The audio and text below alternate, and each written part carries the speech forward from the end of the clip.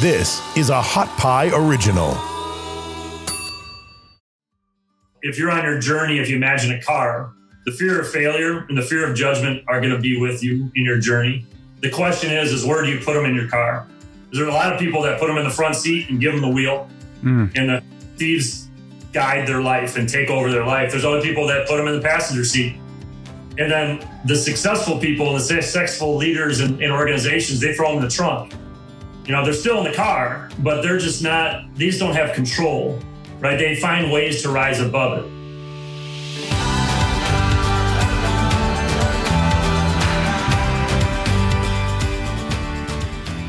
Steve Jones is the head football coach at Kimberly High School in Wisconsin. Steve has compiled a 118-8 record over 10 years, including a Wisconsin state record of 70 wins in a row.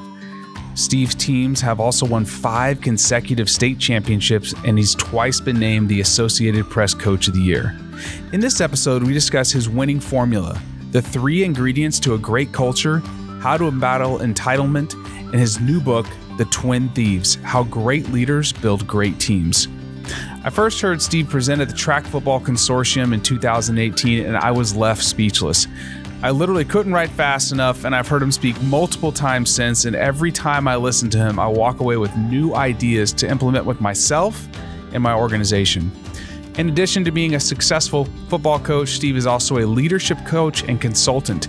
He's worked with numerous leading organizations like Verizon, Xerox, Kimberly-Clark, and Stryker Medical.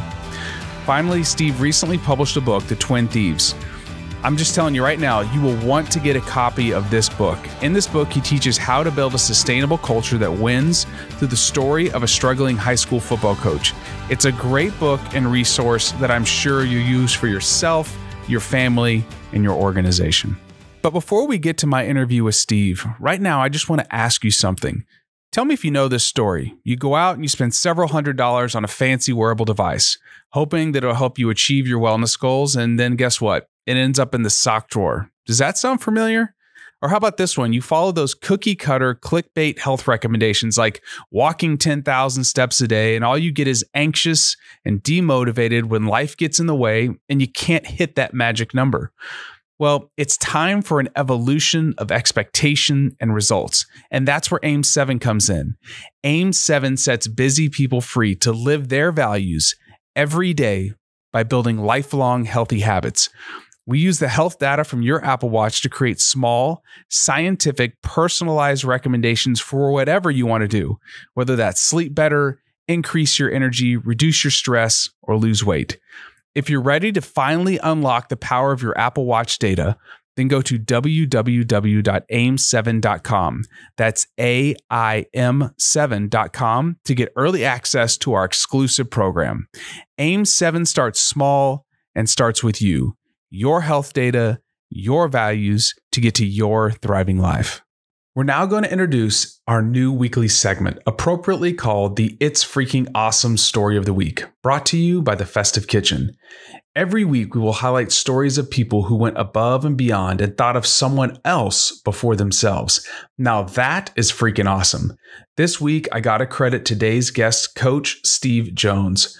One of Steve's players, Sam Klein, who is an upcoming senior, was recently diagnosed with B-cell acute lymphoblastic leukemia, or ALL. Sam was admitted to Children's Hospital last week and began treatment. He has since been discharged. He will be going to Milwaukee twice a week for treatments. Sam's treatment length will be about 2 to 2.5 years.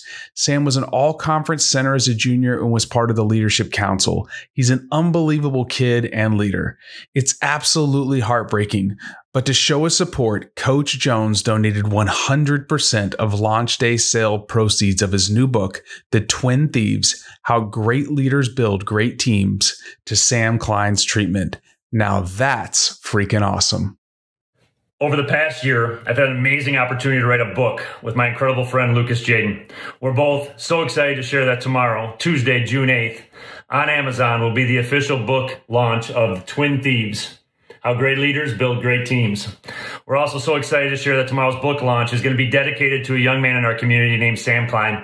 Now, Sam's an amazing football player. He's an outstanding track athlete, but more importantly, he's a kind, caring, and courageous young man. I've had the great privilege to work closely with Sam in our football program and on our leadership council. And Sam is the epitome of a servant leader. He lives out so many of the principles that are shared in our book. Unfortunately, Sam has been recently diagnosed with leukemia. So what Lucas and I would love to do is take all the proceeds that are earned tomorrow during the book launch and donate them directly to Sam and his family. So tomorrow, please look for the Twin Thieves on Amazon. We'd be so grateful if you'd join us on this journey. Finally, if you're looking for more information and resources on how to improve your health, well-being, and performance, then sign up for my free high-performance newsletter, Adaptation.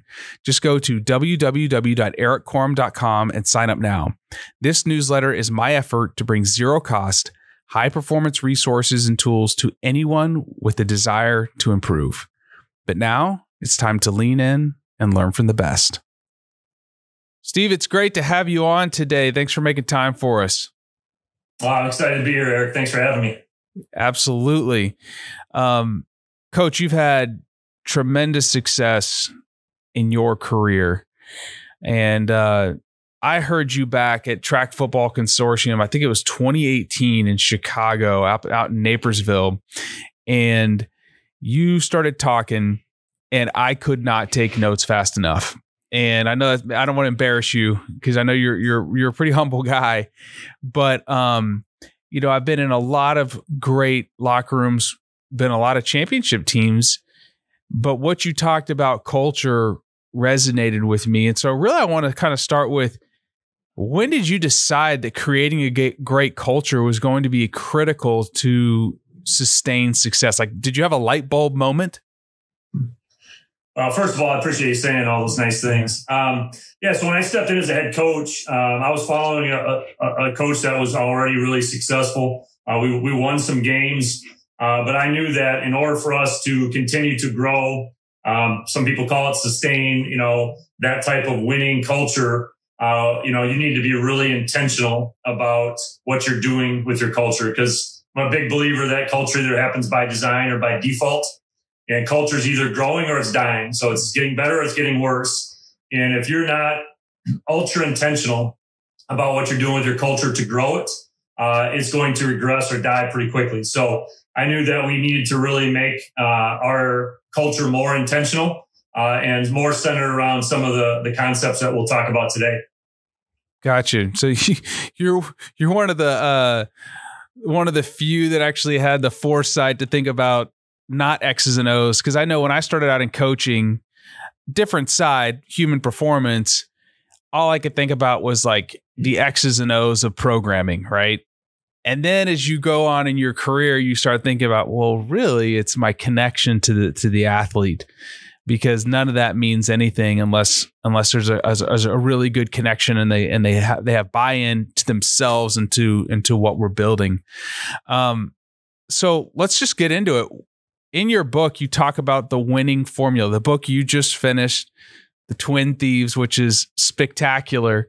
But you talk about the winning formula. Like, what is the winning formula? Yeah. So again, it's about, being intentional about what we do and not just expecting things to happen. So what we've done is put together what we call the winning formula. And to me, it always starts with people. So businesses don't get better. People do. Football teams don't get better. People do. I think everything starts with people. Mm. You need to make sure that as a leader that you're putting your people first. So bricks don't build championships. People do. And so we need to make sure that we are connecting with our people, as you said before, being intentional about connecting with those people.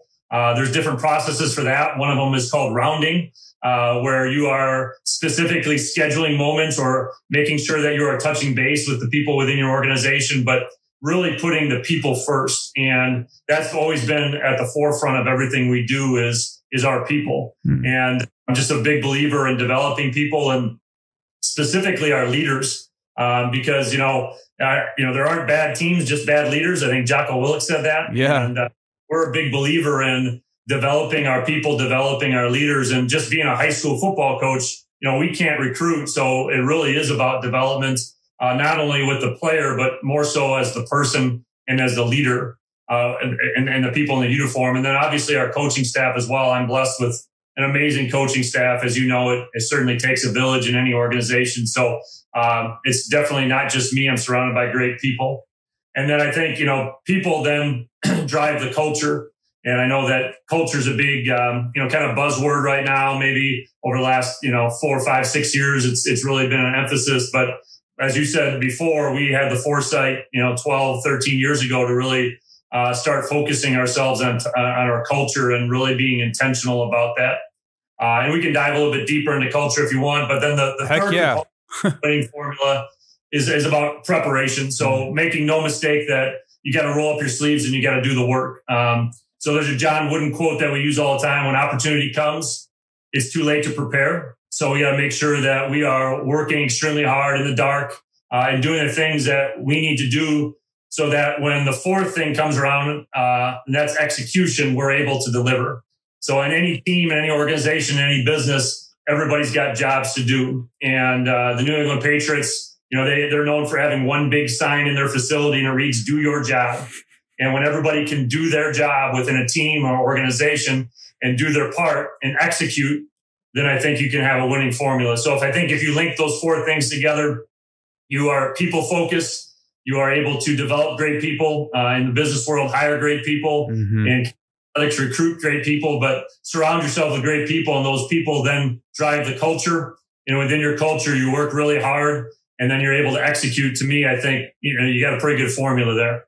I love it. I actually think of when I was in the NFL, we went to New England a number of times, and the people actually, the stadium actually have on the sign, it's like, "Do your job." Do like the people and the fans are chanting. It's rather overwhelming. So it's people plus culture plus preparation plus execution. It's so simple. When you look at those four words, they're simple, but there are so many layers that, like, hiring the right people. When you look for a coach to join your staff, are there certain qualities that you're looking for? Like, how do you separate the X's and O's from, is this guy or a person going to be a fit for our culture? I think the word you just use is fit is really important. So I think in order to do that, you kind of have to zoom out and say, okay, what is the philosophy of your organization? What's your vision? And then is that person going to fit that? Because I would take mindset over skill set any day of the week. If they're coming in with a great mindset and a mindset that aligns with our vision and our purpose, I think they can learn the skills. But when you're hiring people, I think based on skill set and that mindset and their philosophies don't match, I think you're up in an uphill battle. So I think in order to find the fit, I think it's really important as a leader to really zoom out and say, okay, here are kind of our principles, here are non-negotiables, here's our vision, here's our purpose. And then how can we find people that are going to align with what we do? And then we can teach them the skills once they're in. That makes a ton of sense. Let's double click on culture. I know that you talk about there's 3 ingredients for culture, but can you talk about building a culture? Yeah, as you said, with the winning formula, it sounds simple, but there's a lot of layers, and culture is one of them. And there's so many people that are using that word, and rightfully so. And usually when things are cliche, they're usually true. So when people say, culture defeats strategy, culture is so important, it really is. And culture is very broad. So what we try to do is we talk about 3 common ingredients. So culture in our program, culture in a business, a culture in a village in South Africa, it really doesn't matter. There's 3 common ingredients in all of them. And the first one is common values. So in order for a culture to spread and grow, everyone has to know the values. Everyone has to align with the values. Everybody has to behave within those values. And then ultimately, I think cultures that are really strong hold each other accountable to living those values every single day. So I think a lot of organizations today have values. They're up on a wall, they're on a wristband, they're on a t-shirt. But the $1 million question, are people really living those out every day? So just one quick example, I went and spoke at a business, and that business was struggling. They had to lay off a lot of their employees, and they kind of brought me in to kind of rally the troops. So I got there early and got set up, and I asked to use the bathroom, and they kind of took me back, and there were all these empty cubicles. It was kind of like a ghost town, Erik. And up on the walls, kind of towards the ceiling were all their values, painted on the wall, and thought that was kind of cool. So I use the bathroom, I come back, and as I'm waiting for people to arrive, I see this big poster in the front of the room with all their values. So as we go into presentation, there's a room, probably about 150 people in there. I stand in front of that values poster, so they can't see it. And I said, how many people in this room could tell me what your values are? And I didn't get one hand up. And I kind of looked over to the president and I said, there's one of your issues. And, you could kind of see him squirm a little bit, but that was the truth. And again, having common values and having people know what they are and believe in them and live them out every single day is a huge component of culture. So that's the first one. The second one is common language. And what makes a culture unique is the language you speak. And I know it sounds really simple. Let's just go back to what you talked about earlier, Erik, with the New England Patriots, probably one of the best cultures in the NFL over the last 10, 15 years. How simple is do your job, right? It's language. But not only do the players live it and the coaches live it, but you're telling me, it's all over their stadium and, the fans are living it. It is the language, right? And when people can speak fluent, whatever it is, fluent Patriot, fluent Kimberly football, fluent BluePrint podcast, if whoever you're working with is all speaking the same language, that's when you get an opportunity for your culture to really function at its highest level. Where there's a disconnect is when people aren't speaking the same language. So how do you get people to speak that language without cramming it down their throat, especially if you're coming into a new culture, or even if you're just building it new? Usually it's not like you can't clone yourself. So how do you get people to speak that language? I think the first thing is we can't make assumptions, because I think, we've probably all been a part of a new program, Erik, or walking in somewhere new, and the veterans all just think that their acronyms and their slang are just, everybody knows them, right? So I think making sure that the leaders in your organization understand that we can't make assumptions when new people enter our culture. And we need to be intentional about making sure that everybody can speak and understand the same language, and then making it okay for people to ask questions. Because a lot of times when we sit in meetings and we're new to an organization and people are speaking in slang or acronyms and we're the new person and the culture is not strong and we're worried about the fear of judgment, right? We don't raise our hand and say, what does that word mean again? Right? We just nod our head and expect, everything's fine. And then we're not connected to the group and we can't contribute to the conversation because we don't know the language. And again, I think the first step is not making assumptions. And, there are some cultures, and I know in college football, that they have the list of their vocabulary and they expect everybody to study that list. So I think there's different ways to go about it, but I think making sure that the leaders in the organizations never make assumptions about, language, and understanding that it takes time to develop that language and speak that fluent language. The third one are common qualities and customs. So we have common values, common language, and then common qualities and customs. And ultimately that is kind of our common behaviors. And within a culture, we need to make sure that we're aligned with our behaviors and making sure that we celebrate some of our traditions, right? So there's culture everywhere. There's culture in our own families, right? So if you celebrate Christmas, like do you open up Christmas presents on Christmas Eve, Christmas morning? We have all of these traditions within our family that our kids love. And as leaders, if we're trying to create a family environment or a close-knit environment in our organization, we have to understand that those traditions are important to people and we need to celebrate those. And I think that's also what makes it fun. And you talk about people wanting to be a part of your culture, is to make sure that we develop those traditions and we continue to celebrate those traditions and making sure that our behaviors are aligned. What's one of the traditions or customs? Sorry, what's one of the traditions or customs in Kimberly football that you guys rally around or celebrate?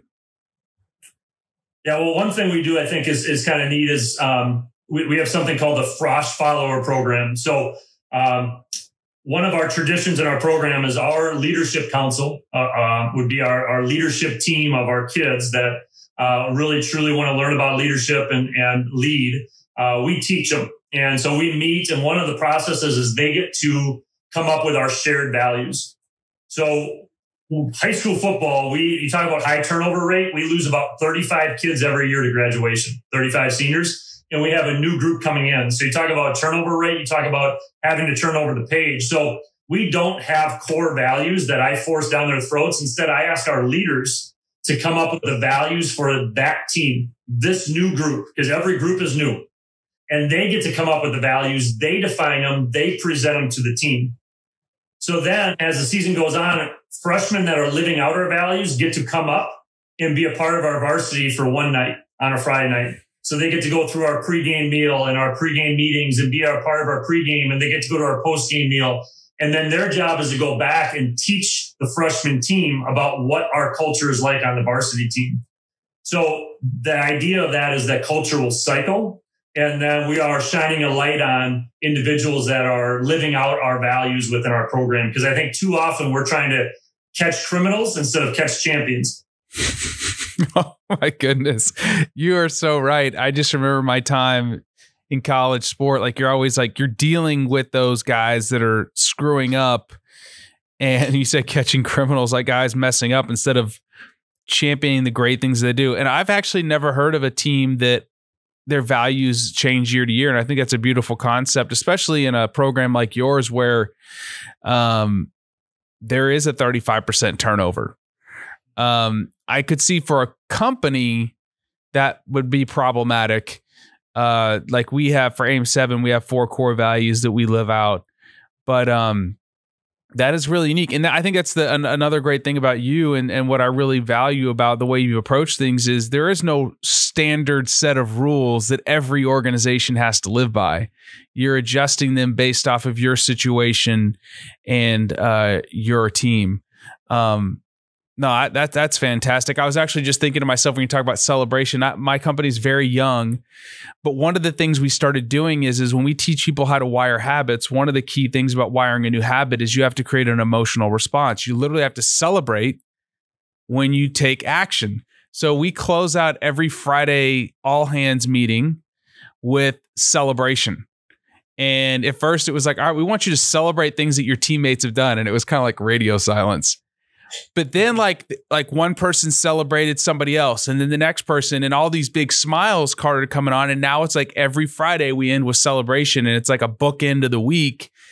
And even though you may have gone through something really difficult, that's something that our culture is learning to celebrate. Anyways, I just wanted to share that with you because that's just something that's organically happened, and I never even thought about how that can have a downstream impact. Well, I think as a leader, celebration and recognition is one of our abundant resources. I mean, think about just what you talked about. It didn't cost any money. And maybe you got to invest a little bit of time in it, but the reward you get back from that, the return on investment is unbelievable. But again, we have to be intentional about how we recognize and celebrate, and to make it meaningful and not just lip service and all of those other things. But I think what you're talking about really makes a strong culture. And we try to make sure that celebration and recognition is a routine or a cadence in our program. Every week, we're recognizing and celebrating people that are living out our values. And again, the idea is shining a light on the positive behavior instead of always addressing the negative behavior. Do you do that with your coaching staff as well? Yeah, I try, man. Obviously we're very kid-centered, but I try to do my best to celebrate and recognize our coaches, because it can be a grind at times. But I think they know how much I care about them. I talk about them wherever I can, because as I said before, I'm just a small portion of our culture, and really it's about the people around me. All right, everybody, we're going to take a quick second to thank one of our awesome sponsors. Let's talk about the snack that's freaking addicting. It's freaking awesome. Well, it is freaking awesome, but that's actually the name of the snack. It's freaking awesome. It's freaking awesome is a Nosh snack bag, a sweet, salty, crunchy snack with a kick. This snack has corrupted the palates of NCAA athletes to 87-year-old grandmothers. So if you have a road trip coming up, or there's someone you want to tell they're freaking awesome, then order now online at itsfreakingawesome.com. It tastes as cool as it sounds. Brace yourselves, you'll be ordering frequently for your monthly freaking fix. The good news is now they have a freaking monthly subscription.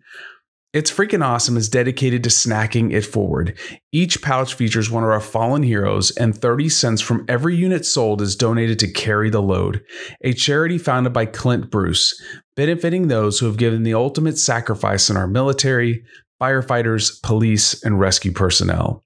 Available online at itsfreakingawesome.com. That's ITSFREAKIN awesome.com.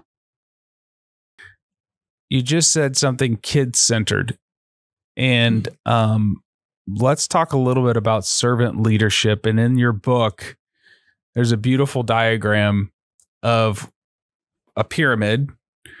And it's what I would say 90% of organizations or football teams that I went through are set up, where the freshmen serve, they're like the bottom of the layer, and they're having to do all the grunt work for the juniors and seniors. I remember when I was a freshman, like I got pulled into the varsity locker room and had a trash can thrown over my head and got, beat up. I mean, that was just like what it was, right?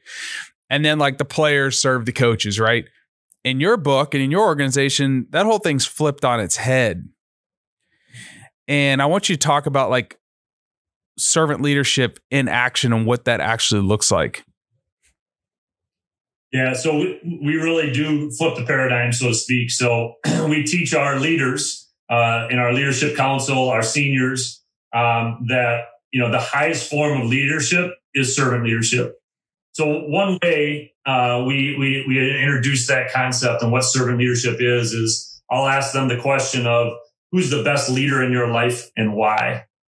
And most times, I would say 80 to 90% of the time, kids will talk about a parent or both of their parents, or they'll talk about a teacher or a coach or a grandparent or something.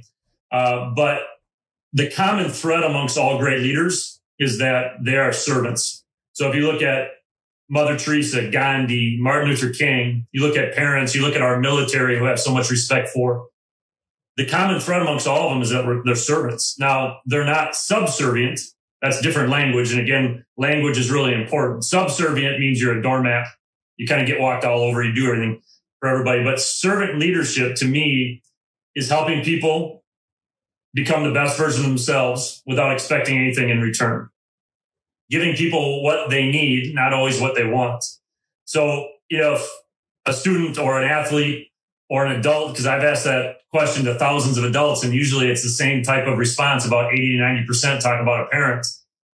I will follow up with the question of, did you always like that person? Like every moment of every day? And obviously the answer is no. And the follow-up questions come back to, well, they held me accountable. They pushed me outside my comfort zone, all of those things that great leaders do, but they did it from a place in their heart and intent to make them better because they cared about them.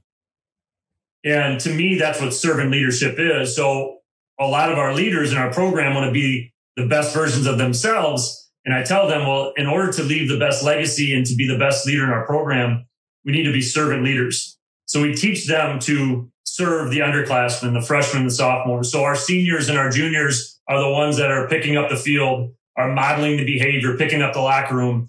Our seniors and our juniors are going up to the younger class and putting their arm around them and saying, you know what, I've been there before, man. You'll get through it. Our upperclassmen are giving rides home to the younger classmen. They're doing all this stuff because they're trying to obviously model the behavior. They're trying to show that they care. Because as you know, people won't care how much you know until they know how much you care. So they're doing all that stuff. And the cool part, Erik, is when we talk about culture, is when you can get your top leaders to be servant leaders. It cycles. So when the younger kids get treated that way when they enter our program, that's just the behavior. That's the norm. So when they get older, that's how they treat the younger kids, because it can cycle the other way really quick. Yeah, reading the book, there's like a cool moment where the players are talking about it with Cooper. So, I can't wait for people to read this book. It's really good. I've already told like 15 people about this. I'm like, you're going to have to read this book. This is fantastic because it takes it and it makes it very simple and easy to understand. And you can apply this to your life. But they're like, you talk about this concept and for a minute there's a selfish reaction where they need to go through what I went through. And in order to break that cycle, you got to show people what the negative consequence is. Did you have to do any of that when you first started implementing this, or was that already in place, Kimberly? No, there was some kickback. Anytime there's change, right, there's going to be some resistance. And, even though this book is a fable, there's a lot of, truth behind the stories within it. So there is some kickback. But I think anytime you can have change as a leader within your culture or organization, the key is to find the most influential people in that group. There might not always be the best leaders, but the most influential. And then you need to make sure you're getting buy-in from those people. And it doesn't have to be a huge group. But I was able to be able to get some buy-in, and with the help of our coaching staff, obviously buying into that as well, and having that consistent messaging, which is important in our program. But there was some kickback because as the story goes, and you just explained, people are waiting for their turn. And when that turn isn't there, there is going to be some resistance. But in the long term, it's amazing the positive feedback they get as they graduate from those younger kids about how they were treated. And I think that's when you talk about a reward response, that reward to how they were treated is, I think, a beautiful thing to walk away from, as opposed to just being able to put a garbage can over some freshman's head in the locker room. What would this look like in a corporate setting? I think it's very, very similar. And the organizations that I've had the great opportunity to work with, that businesses that are top in the nation, a lot of them have adapted this model, understanding that, the CEO is ultimately serving the people underneath them. It's not reverse. So I think it's very transferable. And I think as a leader, I would challenge the listeners to really think about is, how can I serve the people around me? And how can I make the people around me better? Because ultimately when I make the people around me better, not only am I becoming the best version of myself, but I'm making our team better and I'm making our organization better. And that's the ultimate goal. Yeah. Have you, my brain's just going to a couple other areas where we lead. Have you applied these principles to your family? Oh, absolutely. And Erik, you have kids. You're their servant. Not subservient, but you're their servant. I mean, you work hard. You get up early. You take care of them. You're doing all of those things. And I think it's a big part of being a parent. I think leadership and parenting are so similar. And I think servant leadership and parenting are a lot of what we need in our society, because it's not soft. I'm sure you're not soft on your kids. I'm sure you hold them accountable. I'm sure you have tough conversations with them. I'm sure you push them, but it's all from a place in your heart, Erik, because you love them and you care about them. No question. It to me is family. I mean, it starts off, if you think about it, your child comes into the world incredibly helpless, and you're wiping their hiney, you're feeding them. My wife is tremendous, just like yours is, I'm sure. And there's things that mothers can do that we can never do, right? But I'm thinking with my children now, I have a 9-year-old, a 5-year-old, and a 1-year-old boy. I'm just thinking in my head about how I can teach the 9-year-old to serve the 5-year-old, and then how that can trickle down. This is stuff that leaves generational impact. Let's talk about the Twin Thieves. The title of the book is The Twin Thieves, and I want you to talk about what these Twin Thieves are. Yeah, so the title is The Twin Thieves. The subtitle is How Great Leaders Build Great Teams, and that's ultimately what the book is about, right? And usually when I talk with a coach after a season, or if I'm talking to a president of a corporation that just got done with their yearly review, a lot of it comes down to the leadership. So if I just take the coaching world, I get done with a season, I'm talking with other coaches. Usually it comes down to, our leaders just weren't great this year. Our seniors, didn't do a great job leading, or we didn't perform our best when our best was needed. And I think the same thing goes for business. And like I said before, there are no bad teams, just bad leaders, but it just doesn't happen by default. And I think what this book does is really provides a blueprint on how to empower your leaders within your organization to grow your organization. So like I said before, businesses don't get better, people do. And it's about your leaders and how do you intentionally develop those leaders that end up growing your culture. And when we talk about, 1% better and trust the process and all these other things that people are talking about, what we've done is done some research and said, okay, well, what's inhibiting that? What's inhibiting that continual growth? And what we've come up with is the Twin Thieves, which is the fear of failure and the fear of judgment.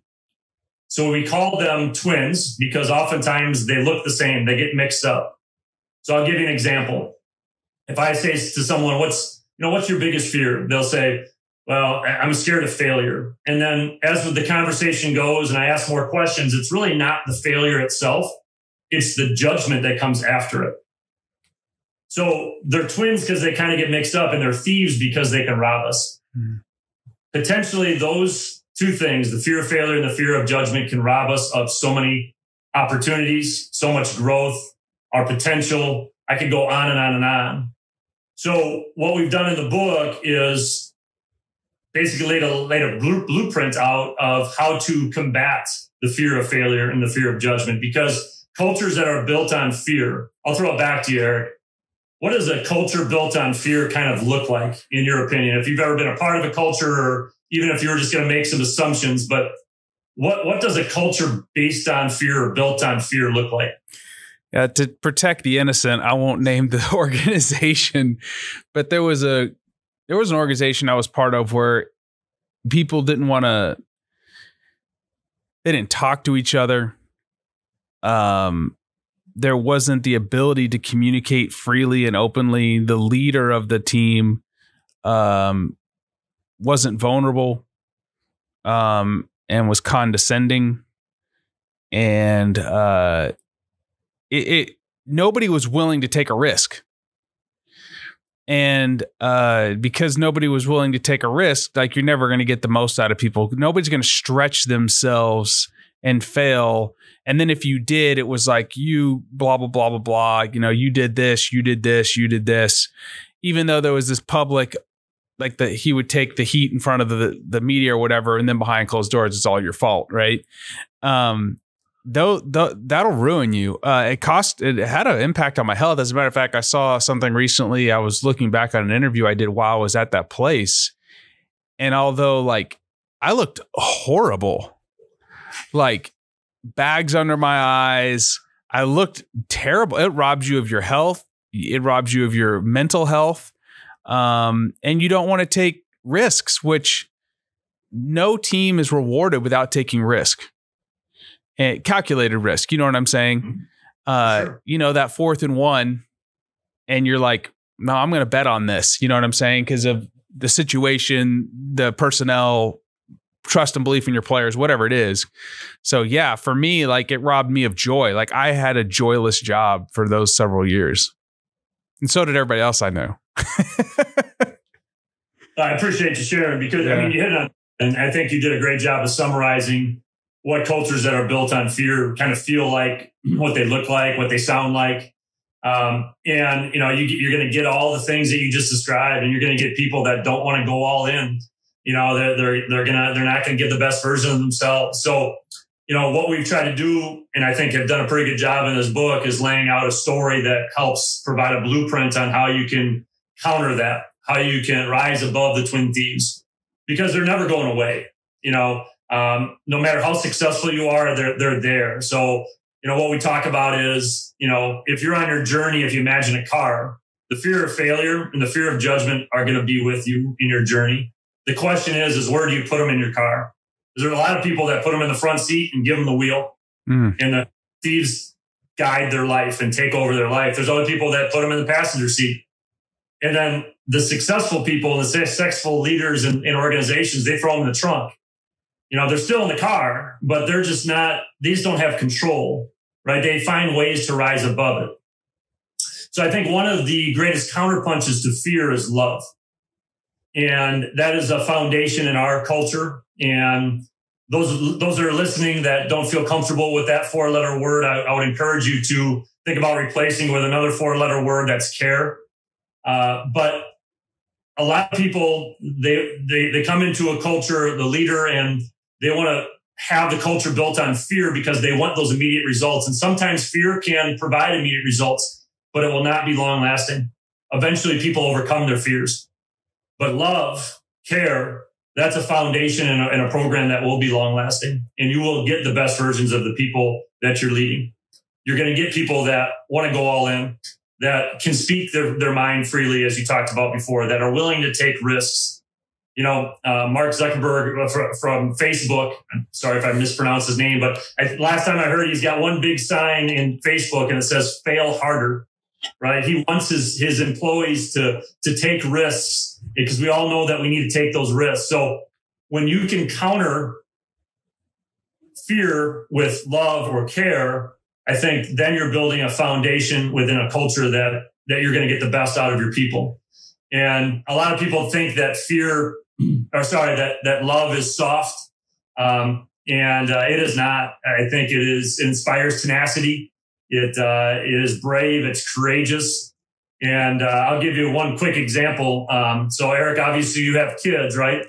And if someone broke into your house in the middle of the night and tried to harm your precious children, what would happen to that person that tried to break into your house? You don't want to know. It's not because you hate that person that broke into your house. You don't even know that person. Yeah, I don't know. Love your children and your wife that much. Mm-hmm. Right? So, love is a powerful thing, and care is a powerful thing. And, you know, as a leader, if you can inspire love and care within your culture, people will run through a wall for you. And ultimately, that's what you want in your culture. So the Twin Thieves is really about the fear of failure and the fear of judgment.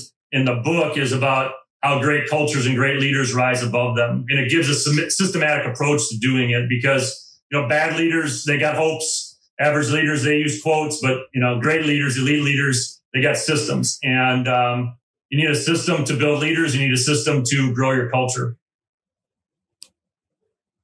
First of all, I know this should be later in the podcast, but I wanted to say it right now. Where can people buy your book? Amazon. So published. My co-author is amazing. His name is Lucas Jaden. He also wrote the book Win in the Dark with Joshua Metcalf. And Lucas is unbelievable. He works with CEOs. He works with managers in Major League Baseball. He works with college athletics. I mean, he's all over the place. And it was an honor to write that book with him. I learned a lot throughout that process. Yeah, I love Joshua Metcalf's works. The book was great. It was such an easy read. And I mean, I have a PDF version, so people need to go buy this book, though. It's fantastic. You can apply it anywhere. I know it's a little bit, I just figured, why not? I'm having you on here for a reason, because I think this is a message that people need to hear, and they can apply it anywhere in their life. Even leading yourself. You know, we talk about the fear of judgment and the fear of failure. Those are things that hold a lot of people back. Something that you deal with right now that I know a lot of leaders or parents or anybody out there is battling in the current culture is this thing called entitlement. How do you address entitlement in your organization? I think we've probably touched on this a little bit, but specifically I want to address that thing right there. And that thing is big, isn't it? Like you said, everybody's kind of looking for this magic potion that gets rid of entitlement. First, I'd say what you said, and I'd look at yourself first, lead yourself first, and look in the mirror. Don't always look out the window, because one thing I found with entitlement, it's really easy to see in other people, but it's hard to see in yourself. And until you can look yourself hard in the mirror and say, okay, where am I entitled in my life? It's really hard to judge other people. And then within a culture, you have to, again, be really intentional about it. It is something that we have to battle in our program. When you have success and people aren't a part of the process early, they walk in, they just expect it to happen. So I heard a speaker say once, there are 3 things you should be scared of in life: alligators, cancer, and sense of entitlement. Because once they get a hold of you, man, they never let go. So we need to be really intentional about not allowing entitlement to get a hold of us. So besides being intentional about it, I would also say that when you can build a culture or a systematic way of creating servant leaders, it sure does help with the idea of entitlement, because now you're constantly looking for ways to make the people around you better. And what can you give instead of what am I going to get? And that to me is just the mindset. Now, there is no magic potion. It doesn't mean that it just goes away. But those are some ways that, that we really try to go toe to toe with that idea of entitlement, is we be intentional about it. We talk about it. We point it out. We look for it in ourselves. And then we really look at ways in which we can serve the people around us. I love your word choice. Go toe to toe with it. I would expect nothing less than a coach that's won and done some things that you've done. I love that. Let's talk about performing under pressure, because we all have to perform under pressure, and whether it's getting up in front of an organization and delivering a talk. It's amazing to me, of all the fears out there in the world, snakes, heights, planes, the number one fear is public speaking. But, maybe it's that situation. Maybe it's that, goal to go. We got to win this thing. You guys have been through those. How do you train your team to perform under pressure in the most crucible moments? Yeah, it's funny. Number one fear is public speaking. Number two is death. So people would rather be dead than give a presentation, right? Yeah, and really it comes back to the Twin Thieves, because it's not, when you talk about public speaking, it's not the speaking part. People do that all the time. It's that word vulnerability used before.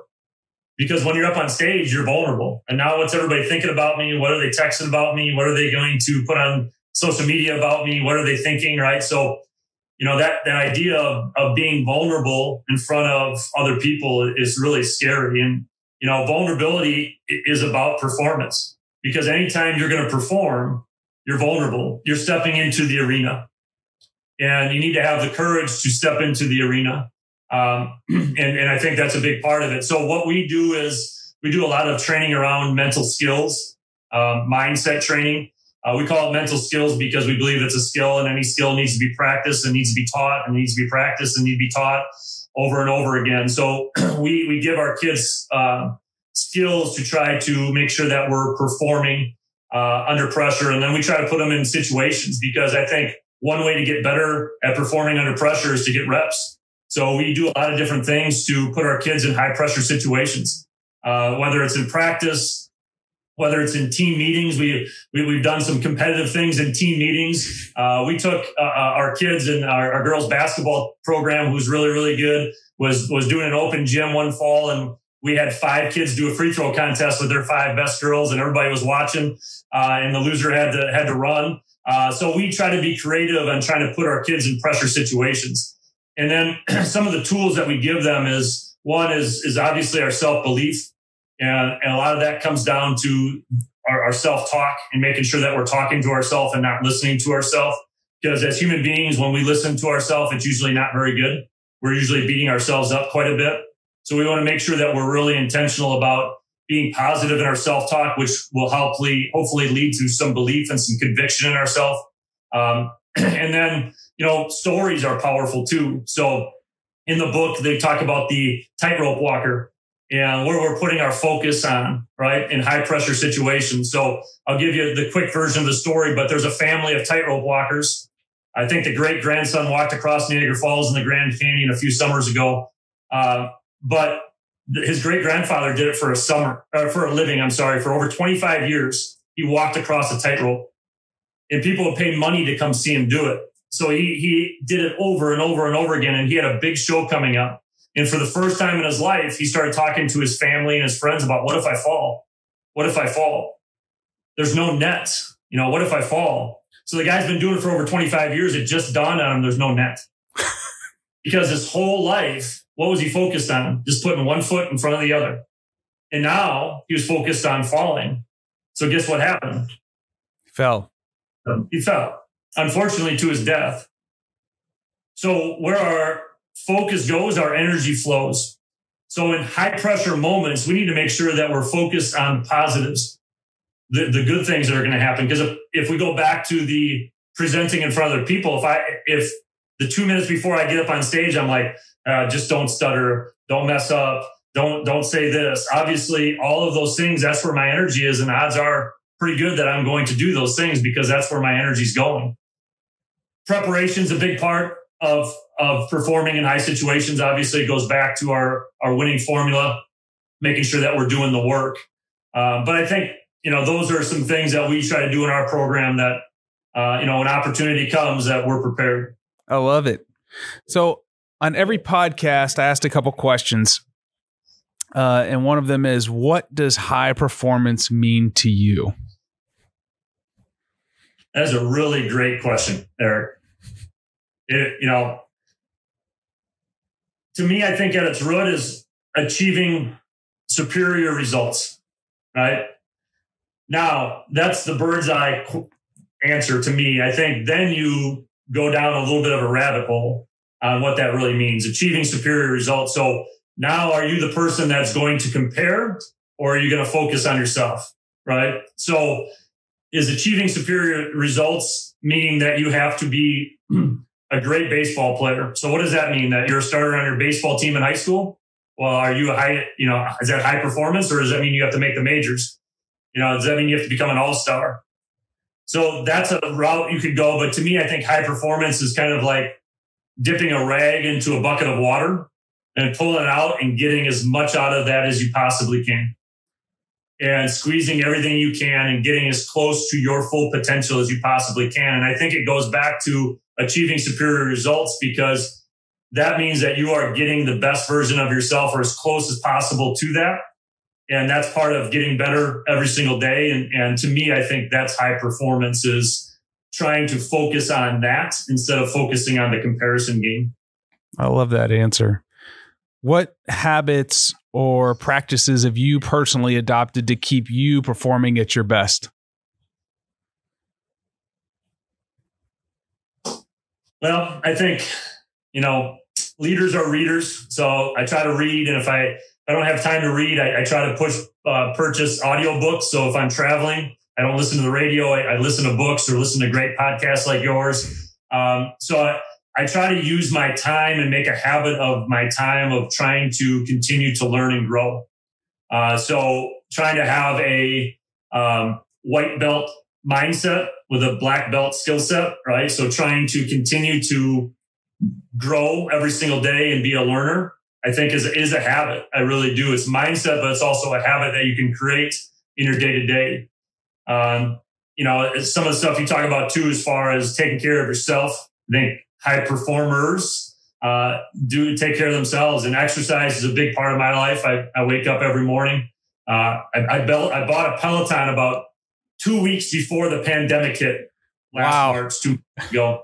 And I strung together about 375 days in a row of the Peloton. So the James Clear Don't Break the Chain, or Jerry Seinfeld Don't Break the Chain, I did that over the course of over a year. So I think exercise is a habit that is a big part of my life as well.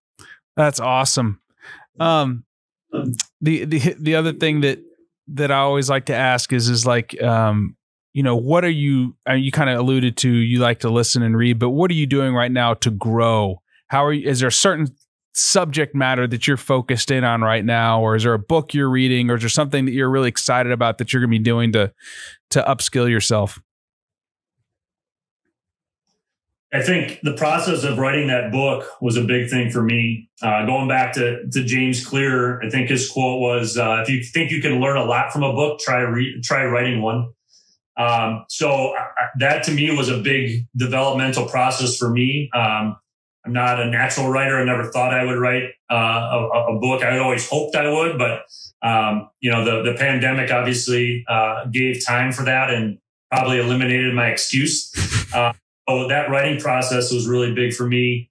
Currently, I'm reading Never Split the Difference, which is a fantastic book. Also, I'm going through an online class through Michael Gervais, works with the Seattle Seahawks, Finding Mastery. And the online course is Compete to Create. And actually, one of the first questions he asks in that process is, what is high performance? So that's something that I'm going through as kind of a course right now, developing myself as a leader and doing a lot of reflection on that. That's fantastic. So where can people find you, like on social media, or if they want to have you come speak? Yeah, so probably the best way to reach me is through Gmail. It's stevejonesspeaking@gmail.com. I would love that opportunity. Twitter, Instagram, that's at Coach Jones, KHS. That's our high school, Kimberly High School. So at Coach Jones, KHS is another way to contact me. Awesome. And we can get your book on Amazon, The Twin Thieves. If you're listening to this and you haven't stopped the podcast yet to go purchase this, you're a fool. It's a fantastic book. It's an easy read. And it's one of those things that literally, when you sent it to me in PDF form, I laid down on my bed at night and I was like, all right, so I had the PDF on my phone and I was going back and forth between the notes section so much. I was like, I'm going to have to laptop this thing. I have tons of notes. It's a fantastic book. I highly recommend it. Steve, thank you so much for joining us today. For me, this is kind of like full circle. I got to hear you in Chicago, and now I'm going to get the pleasure of introducing you to other folks. And I'm just very thankful for the impact that you've had in my life and the impact in others. Yeah, Erik, I'm really grateful to be a friend of yours. I consider you a friend. I'm grateful for that first and foremost, and to be on here and have a conversation with you.